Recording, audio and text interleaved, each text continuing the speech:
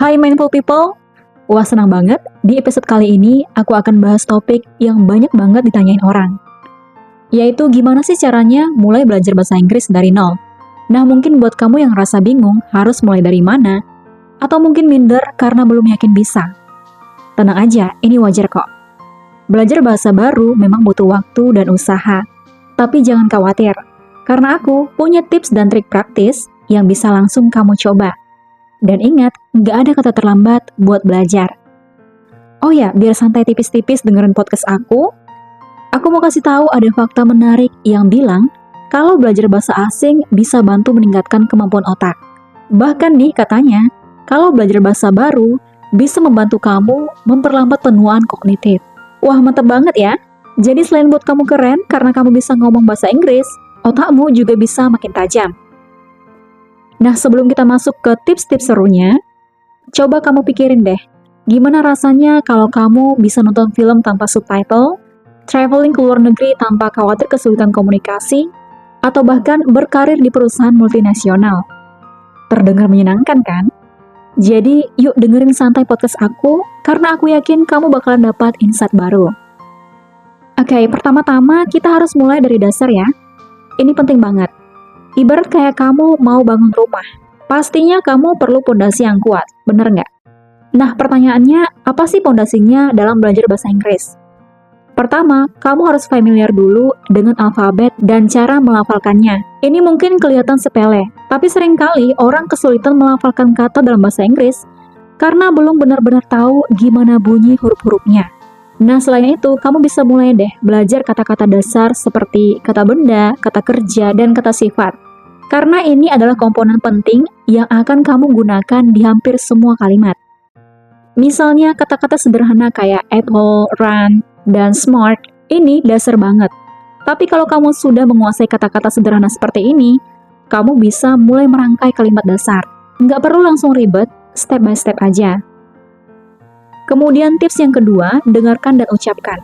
Well, setelah tahu dasar-dasarnya, sekarang kita masuk ke salah satu cara belajar bahasa paling efektif, yaitu dengan mendengarkan dan mengucapkan. Kalau kamu suka musik, coba deh dengarkan lagu-lagu berbahasa Inggris yang liriknya sederhana. Atau kalau kamu suka nonton film, kamu pilih film berbahasa Inggris dan aktifkan subtitlenya. Karena ini akan bantu banget untuk melatih telinga kamu supaya lebih terbiasa dengan cara native speaker bicara. Misalnya nih, kamu suka nonton film Marvel, coba deh pilih salah satu film favorit kamu. Terus kamu dengerin dialog-dialog dari karakter sambil baca subtitle. Coba kamu dengar cara mereka mengucapkan kata-kata, intonasi, dan ritmenya. Nah, setelah itu, kamu coba ulangi apa yang mereka katakan. Nggak apa-apa kalau kamu nggak sempurna di awal. Yang penting, kamu mulai terbiasa mendengar dan berbicara dalam bahasa Inggris. Karena dengan sering mendengarkan, kamu akan jadi lebih tahu dan paham gimana pola-pola kalimat dalam bahasa Inggris. Dan lambat laun aku percaya, kamu akan lebih lancar mengucapkannya. Oke, lanjut di tips yang ketiga, gunakan aplikasi dan sumber daya online. Beruntungnya sekarang kita hidup di era digital di mana belajar bahasa jadi lebih mudah. Karena ada banyak banget aplikasi dan situs web yang bisa ngebantu kamu belajar bahasa Inggris dari nol, tanpa kamu harus keluar rumah dan bahkan harus bayar tutor. Contohnya nih, aku mau kasih tahu aplikasi yang aku gunakan seperti Duolingo, Memrise, dan juga Babbel.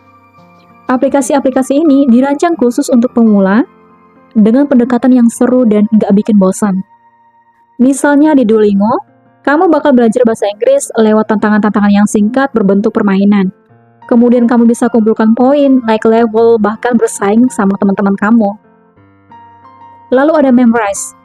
Memrise ini juga punya cara belajar yang unik, yaitu dengan video dari penutur asli yang menunjukkan cara menggunakan bahasa dalam kehidupan sehari-hari. Jadi kamu nggak cuma hafal kata-kata, tapi juga bisa ngerti konteksnya secara langsung dari orang yang benar-benar pakai bahasa itu. Nah, kemudian ada aplikasi Babbel. Babbel ini lebih fokus ke pelajaran yang terstruktur dan interaktif. Jadi kalau kamu suka belajar dengan cara yang lebih sistematis, Babbel bisa jadi pilihan yang tepat dan yang seru. Semua aplikasi ini bisa kamu akses kapan aja, di mana aja. Jadi nggak ada lagi alasan sibuk atau nggak punya waktu buat belajar. Karena semua ada di genggaman tangan kamu. Selain aplikasi, kamu juga bisa belajar lewat YouTube. Di YouTube ada banyak banget channel yang didedikasikan khusus untuk mengajarkan bahasa Inggris buat pemula. Dan serunya lagi, kebanyakan dari mereka ngajarin dengan cara yang santai dan fun. Jadi itu juga bisa memudahkan kamu untuk belajar kapanpun dan dimanapun. Next tips yang keempat, mulai menulis dan berbicara.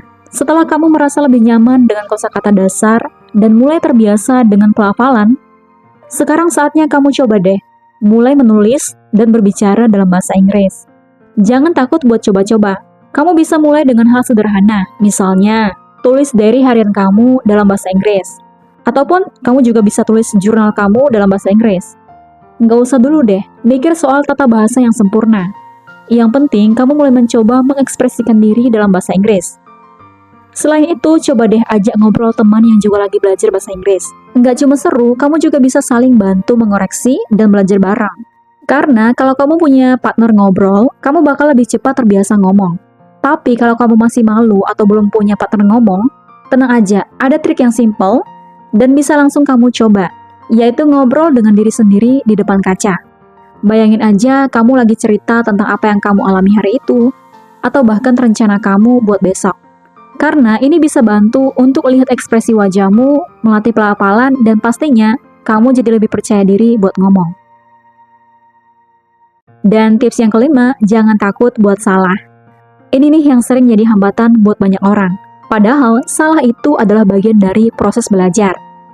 Kamu nggak bisa langsung lancar tanpa pernah salah dulu. Jadi jangan takut buat salah. Kalau kamu salah ngomong atau salah nulis, anggap aja itu sebagai kesempatan untuk belajar. Nggak ada yang bakal ngejudge kamu kok. Misalnya, kamu salah dalam pelafalan atau menggunakan kata yang nggak tepat. Itu hal yang biasa. Yang penting setiap kali kamu salah, kamu belajar dari situ dan terus mencoba.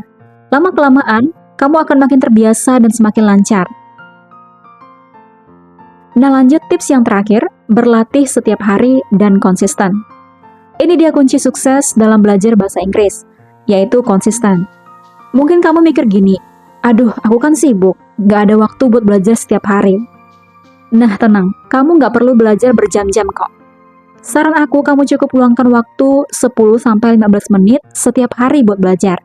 Seperti belajar kosakata baru, mendengar podcast bahasa Inggris saat kamu mungkin lagi di jalan, atau menulis agenda kamu dalam bahasa Inggris. Penting banget untuk diingat, bahwa belajar bahasa itu bukan soal seberapa cepat kamu bisa hafal semuanya, tapi seberapa konsisten kamu melakukannya. Ibaratnya kayak merawat tanaman. Kamu nggak bisa hanya menyiram sekali dengan banyak air, lalu berharap tanaman itu tumbuh tinggi dalam semalam. Nah, sama halnya dengan belajar bahasa Inggris. Yang penting adalah kamu terus konsisten, jangan tergoda buat belajar banyak dalam satu waktu. Karena nanti pas kamu bosan, capek, dan lelah, jadinya berhenti di tengah jalan. Jadi, mulai dari sekarang, saran aku jangan tunggu mood datang. Kamu coba belajar buat rutinitas harian, walaupun hanya 10 menit. Percaya deh, perlahan tapi pasti, kamu bakal lihat perkembanganmu dalam belajar bahasa Inggris. Oke, Mindful People, jadi itu dia beberapa tips dan trik buat kamu yang baru mulai belajar bahasa Inggris dari nol. Ingat, yang penting adalah konsisten dan kemauan untuk terus mencoba. Meskipun ketika kamu belajar, pasti akan ada hambatan. Ya, namanya juga proses, bener nggak? Karena aku percaya, setiap usaha yang kamu lakukan hari ini, pasti akan membuahkan hasil di kemudian hari. Well, aku Gita. Kalau kamu suka konten ini, jangan lupa like, subscribe, dan share ke teman-temanmu yang juga belajar bahasa Inggris. Dan kalau kamu punya pertanyaan atau tips lain, tulis aja di kolom komentar. Karena aku bakal senang banget buat diskusi bareng kalian. Sampai jumpa di episode podcast berikutnya. Bye-bye, see you next time.